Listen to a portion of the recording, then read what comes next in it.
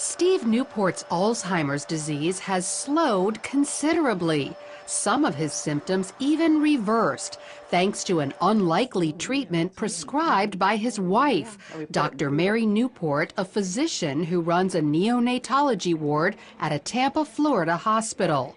She became determined to help her husband after he failed the so-called Alzheimer's clock test. He drew a few little circles and several numbers, just in a very random pattern, didn't really look anything like a clock. And the doctor pulled me aside and she said, you know, he's actually on the verge of severe Alzheimer's at this point. He's beyond moderate. So that was very, very devastating news. Dr. Newport began learning everything she could about her husband's disease. It appears to be a type of diabetes of the brain, and it's a process that starts happening at least 10 or 20 years before you start having symptoms. And it's very similar to type 1 or type 2 diabetes in that you develop a problem with insulin. In this case, insulin problems prevent brain cells from accepting glucose, their primary fuel. Without it, the cells eventually die. But there is an alternative fuel, ketones, which the cells easily accept. Ketones are metabolized in the liver after you eat medium-chain triglycerides, which are found in coconut oil. So Dr. Newport added coconut oil to Steve's diet. Just 2 weeks later, he took the clock test again, and as you can see, demonstrated stunning improvement. I thought at the time, was it just good luck? Was it a lot of prayer? Was it the coconut oil? And I thought, well, we're going to keep the coconut oil going. Then 3 weeks later, he took the clock test a third time and continued to get better. And it wasn't just intellectually, he also improved emotionally and physically. He was not able to run. He was able to run again. He couldn't read for about 1.5 years. But after somewhere around 2 or 3 months, he was able to read. Instead of being very sluggish, not talking very much in the morning, he would come out, you know, with energy and talkative and joking, and he could find his water and his utensils. Dr. Newport documented Steve's success in a book called Alzheimer's Disease, What If There Was a Cure? She received this stack of thank you letters from other people whose loved ones' Alzheimer's was helped after they followed Steve's diet. And while coconut oil is encouraging, there's actually something much more powerful.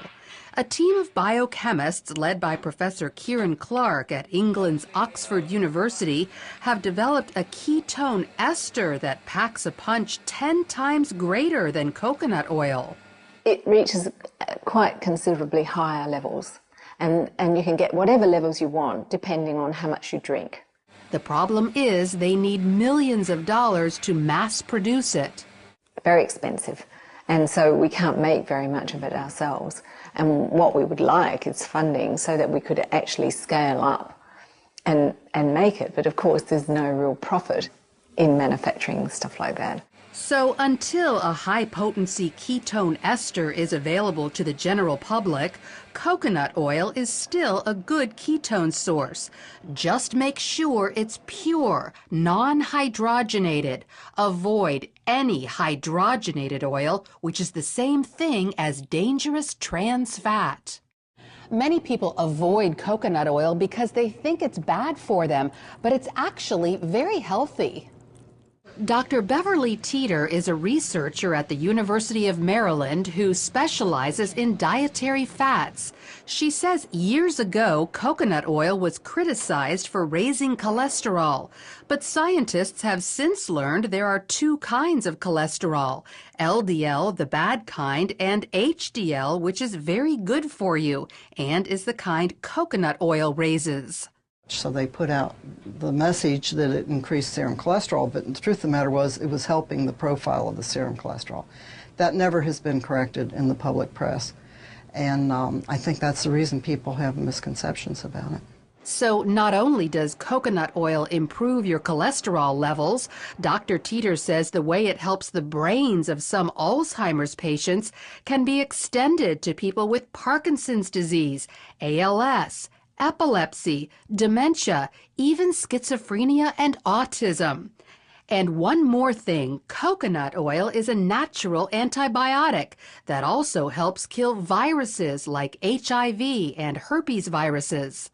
But the coconut oil tends to keep the bacteria down so that if you're assaulted with the virus, your immune system can concentrate on the virus. It doesn't have to concentrate on 27 other bacteria that you may have been exposed to that day. So consider coconut oil to improve your overall health and perhaps even go so far as to stave off life-threatening diseases. Oh, yeah, that's good. Lori Johnson, CBN News. Food a lot.